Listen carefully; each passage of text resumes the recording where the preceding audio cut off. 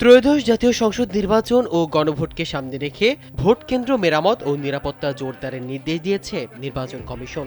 এছাড়াও ভোট কেন্দ্র হিসেবে ব্যবহৃত প্রতিষ্ঠান ও স্থাপনা সংস্কার করতেও স্থানীয় সরকার বিভাগের সচিবকে চিঠি দিয়েছে কমিশন। রোববার নির্বাচন কমিশন সচিবালয় নির্বাচন পরিচালনা ২ অধিশাখার উপসচিব মোহাম্মদ মনিরের স্বাক্ষরিত চিঠিতে এই নির্দেশনা দেওয়া হয়। চিঠিতে বলা হয়, আগামী ১২ ফেব্রুয়ারি ২০২৬ তারিখে যে ভোট কেন্দ্রে ভোট গ্রহণ অনুষ্ঠিত হবে ওই ভোট কেন্দ্র হিসেবে ব্যবহৃত শিক্ষা প্রতিষ্ঠান ও অন্যান্য সরকারি বেসরকারি স্থাপনায় প্রয়োজন অনুযায়ী সংস্কার ও মেরামত কাজ করা যাবে। স্যান্ডেলিনা সো, রূপচর্চায় আভিজাত্য। পাশাপাশি ভোট কেন্দ্রে সিসি ক্যামেরা স্থাপন বা সিসি ক্যামেরা সংস্কারের ব্যবস্থাও নেওয়া যাবে।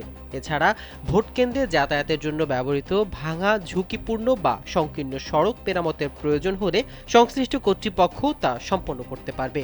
এসব কাজ বাস্তবায়নে নির্বাচন কমিশনের পূর্বানুমতি গ্রহণের প্রয়োজন হবে না বলেও চিঠিতে উল্লেখ করা হয়েছে। নির্বাচন সুষ্ঠু, অবাধ ও শান্তিপূর্ণভাবে সম্পন্ন করতে ভোটারদের নিরাপত্তা ও স্বাচ্ছন্দ্য নিশ্চিত করাই এই উদ্যোগের মূল উদ্দেশ্য বলে জানিয়েছেন নির্বাচন কমিশন।